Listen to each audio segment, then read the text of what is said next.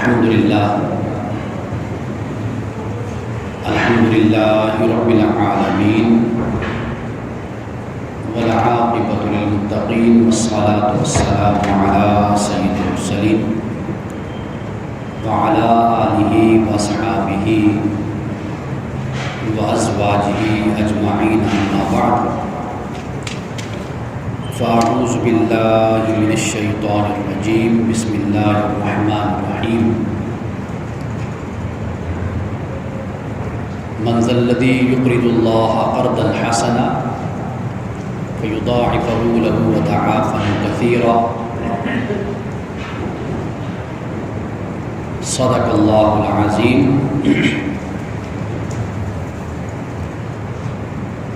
حاضرین محترم، گزشتہ جمعۃ المبارک سے ہم نے رمضان المبارک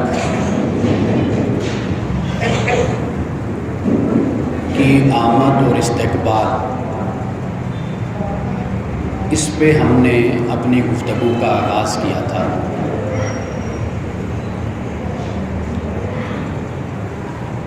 اور میں نے رسول اللہ صلی اللہ علیہ وسلم کے خطبہ میں سے کہ جو خطبہ آپ صحابہ کو دیا کرتے تھے اور شعبان کے آخری دنوں میں سے ایک دن تمام صحابہ کو اکٹھا کر کے آپ رمضان المبارک کی آمد، رمضان المبارک کی فضیلت اور مقام اور مرتبہ کے حوالے سے صحابہ کو آگاہ فرماتے تھے۔ گزشتہ جمعۃ المبارک میں ہم نے رسول اللہ صلی اللہ علیہ وسلم کے خطبہ کے کوئی 3 یا 4 نکات ہم نے بیان کیے تھے، 3-4 باتیں۔ وہ 3-4 باتیں میں بیان کر کے پھر میں آگے چلتا ہوں، آپ حضرات کی بھی یاد دہانی ہو جائے گی کہ وہ 3-4 باتیں کیا ہیں۔ پہلی بات تو یہ کہ رسول اللہ صلی اللہ علیہ وسلم نے فرمایا کہ یہ وہ مہینہ ہے کہ جس مہینے میں ایک رات ایسی ہے کہ جو 1000 مہینوں سے بہتر رات ہے۔ وہ کون سی رات ہے؟ وہ شب قدر کی رات ہے۔ دوسری بات یہ فرمائی کہ اللہ نے رمضان کے مہینے میں روزے فرض کر دیے۔ یہ دوسری بات فرمائی، یعنی یہ وہ مہینہ ہے کہ جس میں روزے فرض ہیں۔ اور یہ بھی فرمایا کہ یہ وہ مہینہ ہے کہ جس میں جاگنا، عبادت کرنا، قیام اللیل، تہجد اور قیام اللیل یہ باعث اجر و ثواب ہے۔ یہ بھی رسول اللہ صلی اللہ علیہ وسلم نے فرمایا کہ اس مہینے میں رمضان میں جو نفل ادا کرتا ہے اس نفل کا ثواب رمضان المبارک کے باقی مہینوں کے فرض کے برابر ہے۔ اور یہ بھی فرمایا کہ جو اس مہینے میں ایک فرض ادا کرتا ہے تو باقی مہینوں میں 70 فرضوں کے برابر اس کا ایک فرض بنتا ہے۔ یعنی جو شخص اگر ایک نماز رمضان المبارک میں فجر کی ادا کر رہا ہے تو اس کو گویا کہ 70 فجر کی نمازوں کے برابر اس کو ثواب ملتا ہے۔ اور رسول اللہ نے یہ بھی فرمایا کہ رمضان کا مہینہ صبر کا مہینہ ہے۔ یہ آخری بات تھی۔ رمضان کا مہینہ صبر کا مہینہ ہے، اور صبر سے مراد اپنے آپ کو کنٹرول کرنا ہے، اپنے آپ کو ضبط اور پابندی میں اپنے آپ کو لانا ہے، یہ صبر ہے۔ یہاں تک ہم نے بات کی تھی۔ اب آگے رسول اللہ صلی اللہ علیہ وسلم نے کیا فرمایا؟ آپ نے فرمایا کہ رمضان کا مہینہ مواسات کا مہینہ ہے۔ مواسات کا مطلب ہوتا ہے غمخواری، ہمدردی، دوسرے کے دکھ کو اپنا دکھ سمجھنا، دوسرے کی تکلیف کو محسوس کرنا، یہ مواسات ہے۔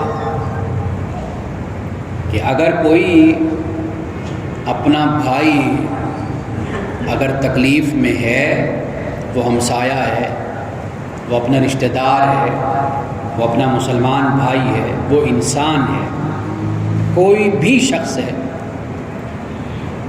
اگر وہ کسی تکلیف میں ہے، کسی مصیبت میں ہے، تو اس کی مصیبت اور تکلیف کو اس طرح محسوس کرنا جس طرح وہ میرے ساتھ، آپ کے ساتھ بیت رہی ہے وہ تکلیف، یہ مواسات ہے۔ رسول اللہ صلی اللہ علیہ وسلم نے رمضان کے حوالے سے جب یہ فرمایا، اس کا مطلب ہرگز یہ نہیں ہے کہ فقط رمضان ہی ہے مواسات کا مہینہ۔ آپ یوں سمجھ لیجئے کہ رمضان المبارک کا مہینہ اسلام کی تعلیمات کے مظہر کا مہینہ ہے۔ مظہر کا مہینہ، یہ الفاظ سمجھنے والے، ایسا نہیں ہے کہ رمضان المبارک میں آپ نے جو کیا وہ رمضان المبارک کے بعد آپ نہیں کریں گے، یہ نہیں ہے۔ رمضان المبارک در حقیقت ایک تربیت کا اور تعلیم کا، ٹریننگ کا مہینہ ہے۔ وہ باتیں انسان جو بھول جاتا ہے، مسلمان بھول جاتا ہے، وہ باتیں اس کو یاد کروائی جا رہی ہیں رمضان کے مہینے میں، اس کو بتایا جا رہا ہے تاکہ وہ قرآن مجید کا ایک طریقہ ہے نا یاد دہانی کا۔ قرآن کہتا ہے نا تصریف آیات، نشانیوں کو بار بار گھمانا، بیان کرنا آیات کو، یہ قرآن کا طریقہ ہے۔ مقصد کیا ہوتا ہے؟ مقصد ہے نصیحت، تذکیر، سبق حاصل کرنا۔ اللہ سبحانہ و تعالی رمضان المبارک کا مہینہ لاتا ہے، ایک دفعہ ریوائز کر دیتا ہے باتوں کو، رینیو کر دیتا ہے، یاد کرا دیتا ہے۔ اگر سال میں یہ بھی یاد دہانی نہ ہو تو پھر تو وقت گزر گیا۔ تو رمضان المبارک در حقیقت ایک یاد دہانی ہے، سبق یاد کروایا جاتا ہے۔ جو سبق مسلمان بھول جاتا ہے اسے رمضان میں یاد کروایا جاتا ہے کہ اب یاد کر لو، یہ کام ہے جو تم نے کرنے ہیں۔ نماز پابندی سے پڑھنی ہے، کبھی کبھی روزہ بھی رکھنا ہے رمضان کے بعد، تمہیں صبر سے زندگی گزارنی ہے، مواسات اپنے اندر پیدا کرنا ہے، تم نے رات کو بھی کچھ دیر کے لیے جاگنا ہے، اللہ کی عبادت کرنی ہے، اور شب قدر والی رات کو تلاش کرنا ہے، ڈھونڈنا ہے تم نے۔ تو لہٰذا رمضان المبارک فقط نہیں کہ آیا اور چلا گیا، یہ یاد دہانی ہے، یہ یاد کروایا جا رہا ہے سبق۔ قرآن آپ پڑھیں نا، قرآن پاک میں حضرت آدم کی بات ہوگی تو قوم یہود کا سلسلہ شروع ہو جائے گا، قوم یہود میں نصیحت ہوگی تو قوم نصارہ کا گفتگو شروع ہو جائے گی، قوم نصارہ کی بات ابھی ختم نہیں ہوگی تو مشرکین کا ذکر شروع ہو جائے گا، مشرکین کی بات ہوگی، اس کے بعد پھر حلال رزق کی بات شروع ہو جائے گی، پھر اللہ بتائے گا کہ بتوں کی پوجا نہیں کرنی، خدا کی طرف آنا ہے، پھر اللہ تعالیٰ نیکی بتاتا ہے، حج کے بارے میں بتاتا ہے، پھر روزے کے بارے میں بتاتا ہے، پھر والدین کا ذکر آ جائے گا، والدین کا ذکر ختم ہوگا تو جہاد کا ذکر شروع ہو جائے گا۔ قرآن کا یہ مزاج ہے نا۔ قرآن مجید اس طرح تو کتاب نہیں ہے جس طرح ہم پڑھتے ہیں نا کتاب۔ اب جیسے یہ میرے پاس حدیث کی کتاب ہے، اس میں پہلے ایمان کی بحث شروع ہو جائے گی، ایمان کی بحث مکمل ہوگی، پھر کتاب الصلاۃ، کتاب الطہارت آ جائے گی، پھر کتاب الصلاۃ آ جائے گی، پھر اس کے بعد کتاب الزکوٰۃ آ جائے گی، پھر کتاب الصوم، پھر کتاب الحج۔ ایک ترتیب ہے نا، محدثین نے ترتیب کے ساتھ کتاب کو مدون کیا، مرتب کیا۔ لیکن قرآن کا یہ مزاج نہیں ہے۔ قرآن میں 10 15 20 آیتیں ایک حوالے سے بیان ہوں گی، اس کے بعد دوسرا مضمون شروع ہو جائے گا، اس کے بعد پھر وہ دوبارہ بات شروع ہو جائے گی، پھر وہ ختم ہوگی، تیسری کوئی بات شروع ہو جائے گی۔ تو قرآن اس طرح کتاب نہیں ہے جس طرح دنیا میں کتابیں چھپتی ہیں۔ یہ مقصد کیا ہے؟ یہ تذکیر ہے، نصیحت ہے، بات کو بار بار گھما گھما کر بیان کرنا ہے تاکہ انسان نصیحت حاصل کرے۔ دنیا میں بھی تو یہ کچھ ہوتا ہے نا، خوشی ملی پھر غم مل گیا، کوئی حادثہ ہو گیا، کوئی مسئلہ پیدا ہو گیا، کوئی پریشانی آ گئی۔ دنیا کا نظام بھی تو ایسا ہی ہے نا۔ یہ کیوں ہے؟ خدا نے ایسا نظام کیوں بنایا؟ تاکہ انسان کو یاد دہانی کروائی جائے، بتایا جائے۔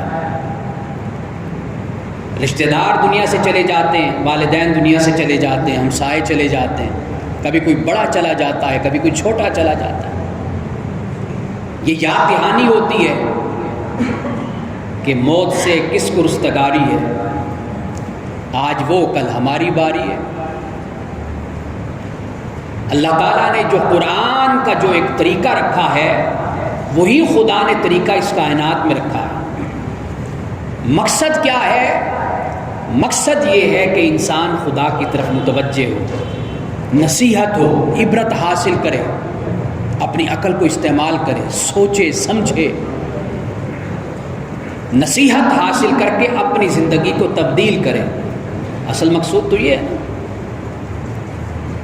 تو اللہ سبحانہ و تعالی رمضان کا مہینہ اگر عطا کرتا ہے نا، اس میں بھی مقصد یہی ہوتا ہے، اللہ بھولے ہوئے سبق یاد دلاتا ہے۔ انسان اگر عبرت حاصل کرنا چاہے تو رب نے کائنات کا نظام ہی ایسا رکھا ہے۔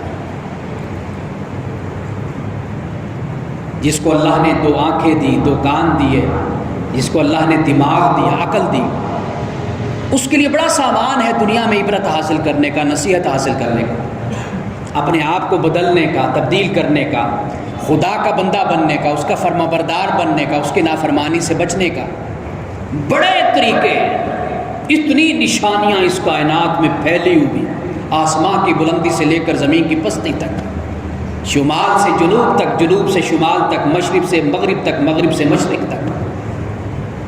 اس کائنات میں رب نے نشانیاں بکھیر دی ہیں، اور کچھ نہیں تو قرآن نے کہا وفی انفسکم افلا تبصرون۔ اے انسان ذرا اپنے اندر ہی جھانک کر دیکھ لے، اپنے اندر ہی جھانک لے، اپنے آپ ہی کو دیکھ لے، کتنا ایک کمپلیکیٹڈ، ایک پیچیدہ نظام ہم نے تیرے اندر بنایا ہے، اسی کو دیکھ لے۔ تو خدا نے رمضان المبارک کی جو گھڑیاں عطا کی، یہ مہینہ عطا کیا، یہ اللہ نے نصیحت کے لیے عطا کیا، تذکیر کے لیے عطا کیا۔ وہ خوش نصیب ہیں کہ جنہوں رمضان نصیب ہوا اور ہوتا ہے۔ کتنے لوگ ہیں کہ جن کو اسی رمضان کے آنے سے پہلے ہم خود مٹی کے سپرد کر کے آئے، جن کی تدفین کی ہم نے۔ کتنے دوستوں کے بھائی، ہمسائے، بزرگ، کتنے نوجوان جن کو ہم خود اپنے ہاتھوں سے دفن کر کے آئے۔ قبرستان میں جاتے ہیں، ان کی قبروں پر حاضری دیتے ہیں، جاتے ہیں وہاں پر دعا کرتے ہیں۔ کبھی خیال آتا ہے کہ یہ بھی تو کبھی ہماری طرح بازاروں میں چلتا پھرتا تھا، اس کا بھی تو کبھی گھر تھا، اس کے بھی تو بچے ہیں، یہ بھی تو ایک ہنستا بستا میلہ اور دنیا کو چھوڑ کر یہاں ویرانے میں آ گیا، بے آباد جگہ میں آ گیا۔ جس کا رات جس کا دن اب یہی بسر ہوتا ہے۔ کبھی ہم نے یہ بات سوچی؟ رمضان آ گیا، اللہ کی رحمت، اس کی محبت، اس کی رافت ہے کہ اس نے ہمیں یہ لمحے عطا کر دیا۔ یہ اس لیے عطا ہو گئے کہ اب گناہوں کی معافی مانگ لیں، استغفار کر لیں۔ معلوم نہیں کہ یہ گھڑی پھر نصیب ہو یا نہ ہو۔ یہ رمضان ہے کہ جس کا مقصد یہی ہے۔ رسول اللہ نے فرمایا کہ شہر المواسات، یہ غمخواری کا مہینہ ہے، یہ دل جوئی کا مہینہ ہے، یہ ہمدردی کا مہینہ ہے۔ روزہ رکھتے ہو، بھوک اور پیاس کو برداشت کرتے ہو، تو اسی بھوک اور پیاس سے ہی کبھی کسی بھوکے کی بھوک کا تصور کر لو، اسی پیاس سے ہی کسی پیاسے کی پیاس کا تصور کر لو کہ کتنے انسان اس زمین پر ہیں جنہیں کھانے کے لیے کچھ نہیں ملتا، جنہیں پینے کے لیے صاف پانی نہیں ملتا۔ ان کا احساس اپنے اندر پیدا کرو۔ در حقیقت یہ غمخواری ہے، یہ ہمدردی ہے۔ آپ اندازہ کیجئے نا کہ انسان کی انگلی پہ چوٹ لگ جائے کتنی تکلیف انسان کو ہوتی۔ یہی تکلیف کسی ایسے لاوارث بے یار و مددگار ایک زخمی انسان کے لیے بھی تو محسوس ہو سکتی ہے کہ وہ کس تکلیف میں ہوگا۔ یہ وہ چیز ہے کہ جو در حقیقت انسانیت کی علامت ہے۔ وہ شخص انسان بھی نہیں جو دوسرے انسان کا درد نہیں رکھتا۔ رسول اللہ نے فرمایا کہ یہ مہینہ مباسات کا مہینہ ہے، ہمدردی کا مہینہ ہے، غمخواری کا مہینہ ہے۔ اور ہمارا یہ عالم ہوتا ہے کہ رمضان المبارک کے بعد ہمارا وزن بڑھ جاتا ہے۔ پتہ نہیں کتنے لوگوں کا راشن ہم خود کھا جاتے ہیں، کتنے لوگوں کا پھل ہم کھا جاتے ہیں، کتنے لوگوں کے دسترخوانوں پر لگے کھانے ہماری ہوس کا نشانہ بن جاتے ہیں۔ رمضان کے بعد ہمارے وزن بڑھ جاتے ہیں، وزن کم نہیں ہوتے، وزن بڑھ جاتے ہیں۔ ٹیلی ویژن پروگرام میں ایک جگہ علماء بھی ساتھ تھے پروگرام میں، تو کہنے لگے کہ ذخیرہ اندوزی کرتے ہیں کاروباری لوگ، تاجر مہنگا بیچتے ہیں، فروٹ مہنگا ہو جاتا ہے، فلاں چیز مہنگی ہو جاتی ہے، فلاں چیز مہنگی ہو جاتی ہے۔ وہ تاجروں کو سمجھا رہے تھے، تنقید کر رہے تھے۔ میں نے کہا آپ ایک رخ کو دیکھتے ہیں، دوسرے رخ کو نہیں آپ دیکھتے۔ سوال یہ ہے کہ چیزیں مہنگی کیوں ہوتی ہیں؟ جب ڈیمانڈ بڑھتی ہے تو چیزیں مہنگی ہوتی ہیں۔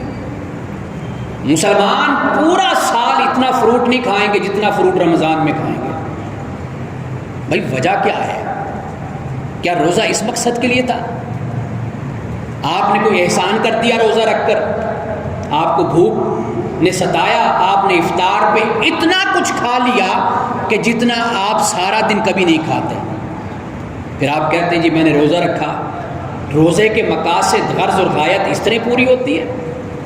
اللہ نے اس لیے روزہ فرض کیا کہ تم سارا دن بھوکے رہو اور افطار میں اتنا تم کھا لو جتنا تم سارا دن کبھی نہیں کھاتے۔ یہ تو روزے کا مقصد ہی نہیں ہے۔ یہ فروٹ، یہ آلو، یہ ٹماٹر، یہ پیاز، یہ مہنگے کیوں ہوتے ہیں؟ اس لیے مہنگے ہوتے ہیں کہ ڈیمانڈ بڑھ جاتی ہے۔ ڈیمانڈ کیوں بڑھ جاتی ہے؟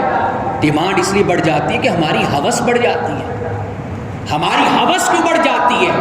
وہ اس لیے بڑھتی ہے کہ ہم نے اپنے آپ کو نفسیاتی مریض بنا لیا، ہم نے اپنے اوپر روزے کو حاوی کر لیا کہ ہم نے کوئی روزہ رکھا ہے۔ غزوہ بدر کے مسلمانوں نے بھی روزہ رکھا تھا۔ جب ان کا روزہ تھا، انہوں نے رسول اللہ صلی اللہ علیہ وسلم سے یہ نہیں کہا تھا کہ یا رسول اللہ اب رمضان کا مہینہ ہے، ہمیں گھر بیٹھے رہنے دیجئے، ذرا سکون سے وقت گزر جائے گا، اللہ کی عبادت بھی کر لیں گے، قرآن کی تلاوت بھی کر لیں گے، مسجد نبوی میں 5 وقت کی نماز بھی پڑھیں گے، اور اس کے علاوہ اپنے اہل و عیال میں رہیں گے۔ اتنی سخت گرمی میں جا کر اب ہم غزوہ بدر میں جا کر شریک ہوں، میدان بدر میں اور جا کر لڑیں، اتنی سخت گرمی، ہمیں گھر میں بیٹھے رہنے دیجئے۔ نہیں، صحابہ نے اپنے سروں کو اس لیے جھکا دیا تھا کہ یہ اللہ اور اس کے رسول کا حکم ہے. انہوں نے بھوک اور پیاس کو برداشت کیا تھا. یہ نفسیاتی مرض ہوتی ہے جو بدقسمتی سے جس میں ہم مبتلا ہیں. ہم اپنی کمی کو پورا کرنے کے لیے پھر افطاری میں وہ کچھ کرتے ہیں کہ جو روزے کے مقصد اور غرض اور غایت کو فوت کر دیتا ہے. اس لیے فروٹ مہنگا ہوتا ہے. آپ قسم کھا لیں, آپ پکا ارادہ کر لیں کہ آپ رمضان المبارک کے دنوں میں اپنی خوراک کو معمول کے حساب سے استعمال کریں گے. آپ متوازن کھائیں گے, آپ معتدل طریقے سے کھائیں گے. آپ دیکھیے پاکستان میں رمضان ایسے گزرے گا سکون کے ساتھ, کوئی چیز بھی مہنگی نہیں ہوگی. آپ مہنگا ہونے کا موقع کیوں دیتے ہیں؟ ایک تصویر کا رخ دکھایا جاتا ہے کہ تاجر مہنگا کر دیتے ہیں. بھئی وہ مہنگا کیوں کرتے ہیں؟ کیونکہ ڈیمانڈ زیادہ ہو جاتی ہے. یہ ڈیمانڈ اینڈ سپلائی کا مسئلہ ہوتا ہے. ہمیشہ وہ چیز مہنگی ہوتی ہے جس کی ڈیمانڈ ہوا کرتی ہے, معاشرے میں, مارکیٹ میں جس کا تقاضا زیادہ ہوتا ہے. آپ معمول کے مطابق رمضان کو بسر کیجئے. آپ نے جو ٹھونسنا ہے, جو کھانا ہے, وہ دوسروں کو دے دیجئے نا. آپ بھوک رکھ کر کھائیے, باقی بچائیے. آپ کے محلے میں, آپ کی ہمسائیگی میں, آپ کی دکان پر, آپ کی مارکیٹ میں, آپ کے آس پاس بہت سے لوگ ایسے جو بیچارے ترستے ہیں کہ ان کو کچھ کھانے کے لیے مل جائے. آپ ان کو کھانا دیجیے. یہ شہر المواسات ہے. ہماری بدقسمتی یہ ہے کہ شہر المواسات جو رمضان کا مہینہ خدا نے دیا, ہمدردی اور غمخواری کا مہینہ, ہم نے اس مہینے کو بھی خود غرضی کا مہینہ بنا دیا. خود غرضی کا مہینہ بنا دیا. ہم نے پھر وہی انداز اختیار کر لیا. نمازوں پہ زور دیا, نمازوں پہ زور دیا, تراویح پہ زور دیا, کیونکہ اس پر پیسہ نہیں لگتا, اس پر خرچہ کوئی نہیں ہے. ہم نے پھر خدا کو اس طرح راضی کرنے کی کوشش کی. اپنے نفس کا مقابلہ نہیں کیا. نفس کہتا ہے دوسرے سے چھین لو, لے لو, سمیٹ لو. رب کہتا ہے اس کا مقابلہ کرو اپنے نفس کا, دوسروں کو دو, بانٹو, انفاق کرو, خرچ کرو. انسان کا باطن دینے سے مضبوط ہوتا ہے. انسان کی روح دینے سے مضبوط ہوتی ہے, اور انسان کا جسم لینے سے مضبوط ہوتا ہے. رب یہ کہتا ہے نفس کا مقابلہ کرو. ہم دوسرے ہیلے بہانے اختیار کرتے ہیں کہ جس میں کوئی دمڑی نہ لگے, کوئی خرچہ نہ ہو, عبادت بھی ہو جائے. لیکن رب ذوالجلال بڑے سے بڑے مسئلے میں بھی ہمیشہ یہ کہتا ہے کہ میری مخلوق کا خیال کرو, میری مخلوق کا خیال کرو. قرآن مجید کو پڑھیے نا. زہار کا مسئلہ پیدا ہوا, مسئلہ زہار. اللہ نے کہا کہ اس کا کفارہ اگر تم نے دینا ہے, اس کے کفارے کا طریقہ یہ ہے کہ ایک غلام کو آزاد کرو. غلام کو آزاد کرنا بھی تو ایک انسان کی آزادی ہے نا, ایک مخلوق, اللہ کا ایک بندہ آزاد ہوگا نا. فرمایا اگر تم غلام کو نہیں پاتے, پھر فرمایا کہ تم 2 مہینے کے متواتر روزے رکھو. عرض کی مولا یہ بھی نہیں ہوتا کہ 2 مہینے کے مسلسل روزے رکھیں. فرمایا پھر یہ کر کہ 60 مسکینوں کو کھانا کھلا. کفارہ دینا ہے. رب یہ نہیں فرماتا کہ 50 نفل پڑھ لو, 2 قرآن ختم کر لو, یہ کر لو, وہ کر لو. رب یہ نہیں کہتا. رب فرماتا ہے کہ اگر تو مجھ کو راضی کرنا چاہتا ہے نا, پھر میری مخلوق میں سے جو 60 مسکین غریب بندے ہیں تو ان کو کھانا کھلا, پھر میں تجھ سے راضی ہو جاؤں گا. یہ کفارہ بنتا ہے. کسی شخص نے ارادتاً روزہ توڑ دیا. اب جب وہ ارادتاً روزہ توڑتا ہے, ارادتاً, جان بوجھ کر, رب یہ فرماتا ہے اب اس کا کفارہ یہ ہے کہ تو 60 مسکینوں کو کھانا کھلا. اگر کوئی شخص زندگی بھر ایسی بیماری کا شکار ہو جاتا ہے کہ وہ روزہ نہیں رکھ سکتا, رب فرماتا ہے پھر فدیہ دے, اس کو 2 وقت کا کھانا کھلا. اللہ کو اتنی محبت ہے اپنی مخلوق سے. اگر کوئی محرم حالت احرام میں ہے، حالت احرام میں وہ شکار کر بیٹھتا ہے، رب فرماتا ہے کہ یہاں پر بھی تو مسکینوں کو کھانا کھلا۔ اگر کوئی شخص قسم اٹھا بیٹھتا ہے اور کسی صحیح معاملے میں قسم اٹھاتا ہے اور اس کا پورا نہیں کر سکتا، رب فرماتا ہے کہ پھر تو 10 مسکینوں کو کھانا کھلا۔ اگر کھانا نہیں کھلا سکتا تو پھر 10 مسکینوں کو لباس دے، وہ لباس کے جو عمومی طور پر تو استعمال کرتا ہے، تیرے گھر والے جو کھانا کھاتے ہیں وہ کھانا کھلا، وہ لباس دے جو تو لباس پہنتا ہے۔ اللہ تو اپنی مخلوق کا اتنا خیال کرتا ہے۔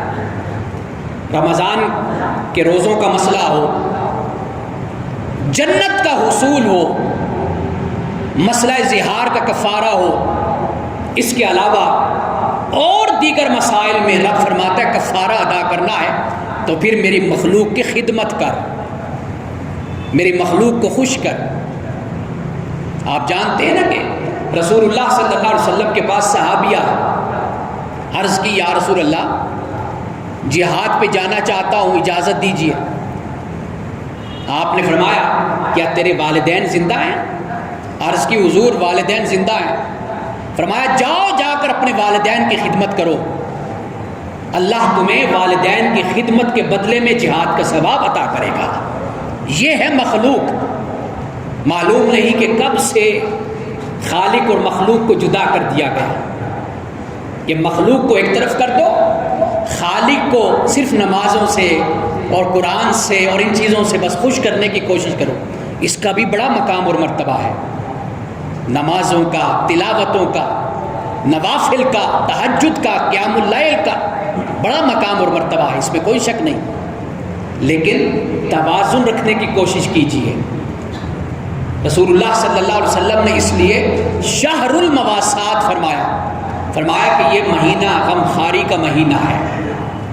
حضرت عبداللہ ابن مبارک رحمۃ اللہ تعالی علیہ بہت بڑے عالم ہیں، ان کے پاس ایک شخص آیا، کہنے لگا کہ جی میں بیمار ہوں اور بیماری میری جان نہیں چھوڑتی، بڑا علاج کروا چکا ہوں، بڑا علاج کروایا، حکیموں کے پاس گیا، طبیبوں کے پاس گیا، لیکن میری بیماری کا علاج نہیں ہو سکا۔ حضرت عبداللہ ابن مبارک نے فرمایا، آپ نے فرمایا کہ پھر ایسے کرو کسی ایسی جگہ پر کہ جہاں پہ کنواں نہیں ہے، پانی کا کنواں نہیں ہے، اور جہاں پہ آبادی ہے، بستی ہے، لوگ رہتے ہیں لیکن ان کو پینے کا پانی نہیں ملتا۔ حضرت عبداللہ ابن مبارک نے فرمایا پھر یوں کرو کہ وہاں پر کنواں کھدواؤ، صدقتاً اس کو جاری کر دو۔ فرمایا کہ رب ذوالجلال تمہارے اس صدقے سے کہ جو مخلوق خدا آ کر پانی پی گی نا، پیاسے اپنی پیاس کو بجھائیں گے نا، وہاں پر آ کر پانی بھر بھر کر اپنے بچوں کے لیے لے کر جائیں گے تو رب ذوالجلال اس صدقے کے عوض تیری بیماری کو دور کر دے گا۔ اس شخص نے یہی کچھ کیا اور پھر کچھ عرصے کے بعد آیا، آپ نے فرمایا کہ ہاں سناؤ کیا کیا؟ کہنے لگے جی میں نے کنواں کھدوا دیا، لوگوں نے پانی پینا شروع کر دیا۔ فرمایا اپنی صحت کا سناؤ؟ فرمایا کہ رب ذوالجلال نے اس صدقے کے ذریعے سے مجھے شفا یاب کر دیا، میں صحت یاب ہو گیا۔ مخلوق خدا کا کبھی دل خوش کر کے تو دیکھو نا، کبھی روتے ہوئے بچے کو ہنسا کر تو دیکھو نا، کبھی ننگے جسم کو ڈھانپ کر تو دیکھو، کبھی کسی کی بہن اور بیٹی کے سر پر دوپٹہ ڈال کر تو دیکھو، تمہیں پتہ چلے کہ رب کتنا خوش ہوتا ہے۔ یہ بہت بڑی عبادت ہے، اتنی بڑی عبادت ہے کہ جس کا تصور نہیں کیا جا سکتا۔ رب ذوالجلال کے محبوب نے، نبی مکرم صلی اللہ علیہ وسلم نے رمضان کے مہینے کو شہر المواسات فرمایا۔ شہر المواسات، رسول اللہ نے فرمایا، آپ نے فرمایا کہ رب کو سب سے زیادہ پسند وہ شخص ہے کہ جو اس کی مخلوق کے لیے نفع بخش ہے، نفع دیتا ہے، وہ رب کو پسند ہے۔ یہ کام ہے جو رمضان میں کرنے والا ہے، شہر المواسات ہے۔ ایک دوسرے کے لیے رحمت کا ذریعہ بن جاؤ، محبت کا ذریعہ بن جاؤ، کسی کے عقیدے کو مت دیکھو، کسی کے فرقے کو مت دیکھو، کسی کے مذہب کو مت دیکھو، کسی کے رنگ کو مت دیکھو، اس کی ذات، اس کے بات کو مت دیکھو، اس کے قد کاٹ کو مت دیکھو، اس کی حیثیت اور مرتبے کو مت دیکھو۔ اگر دیکھو تو فقط خدا کو دیکھو، یا پھر خدا کے بعد مصطفیٰ کو دیکھو کہ ان کے صدقے سے تم نے یہ نیکی کرنی اور یہ کام کرنا ہے۔ یہ اللہ اور اس کے رسول کا حکم ہے۔ یہ حدیث بیان کی جاتی ہے نا کہ رسول اللہ نے فرمایا کہ کل قیامت کے دن اللہ پاک بندے سے یہ کہے گا کہ اے میرے بندے، میں بیمار ہوا تھا تو میری تیمارداری کو نہیں آیا تھا، میں بیمار ہوا تھا تو میری تیمارداری کو، عیادت کو نہیں آیا تھا، میں بھوکا تھا تو مجھے کھلانے نہیں آیا تھا، میں ننگا تھا تو میرے تن کو چھپانے نہیں آیا تھا، میں پیاسا تھا تو مجھے پانی پلانے نہیں آیا تھا۔ رب شکوہ کرے گا بندے سے، اور بندہ عرض کرے گا مولا تو تو پاک ہے، کھانے سے بھی پاک، پینے سے بھی پاک، تو بیماری سے بھی پاک، تو بے لباسی سے بھی پاک، لیکن یہ تو کیا کہتا ہے؟ رب فرمائے گا اے میرے بندے، تجھے یاد کر اس وقت کو دنیا میں میرا ایک بندہ بیمار ہوا تھا، ایک بندہ بیمار ہوا تھا، تو اس کی عیادت کو نہیں گیا تھا۔ اگر تو اس کی عیادت کو جاتا تو میں یوں سمجھتا کہ تو میری عیادت کو آیا ہے۔ یاد کر اس وقت کو کہ ایک بھوکا شخص تیرے دروازے پر آیا تھا، اس نے کھٹکھٹایا دروازے کو، تجھے بلایا تھا، تیرے پاس سب کچھ تھا دینے کے لیے، لیکن تو نے میرے اس بندے کو دھتکار دیا تھا، تو نے اپنے در سے نکال دیا تھا۔ اگر تو اس کے منہ میں لقمہ ڈال دیتا تو میں یہ سمجھتا کہ یہ تو نے مجھے کھلایا تھا۔ یاد کر اس وقت کو کہ جب ایک پیاسے نے تپتی دھوپ میں تجھ سے پانی مانگا تھا اور تو نے تکبر سے اس کو دھتکار دیا تھا۔ اگر تو اس کو پانی پلا دیتا تو میں خیال کرتا کہ یہ پانی تو نے مجھے پلایا تھا۔ یاد کر اس وقت کو کہ جب ایک بے لباس انسان تیرے پاس آیا تھا، کہ جس کا تن بے لباس تھا، تیرے پاس آیا کہ تو اس کے جسم کو چھپا دے، لیکن تو نے اس کے جسم کو نہیں چھپایا تھا۔ اگر تو اس کے جسم کو چھپا دیتا نا تو میں یہ خیال کرتا کہ یہ تو نے میرے جسم کو چھپایا ہے۔ آپ اندازہ کیجئے، مخلوق ہے، وہ خالق ہے، خالق لیسا کمثلہ شیء ہے کہ اس جیسا کوئی نہیں، اس کی مثال ہی کوئی نہیں۔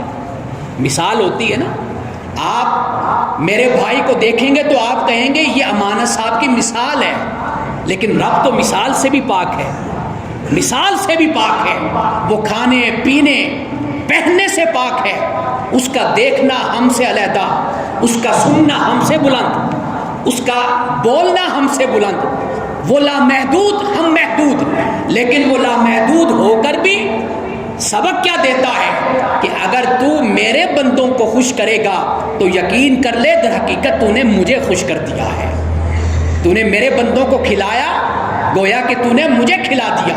رب یہ فرماتا ہے تو رسول اللہ صلی اللہ علیہ وسلم نے کیا فرمایا؟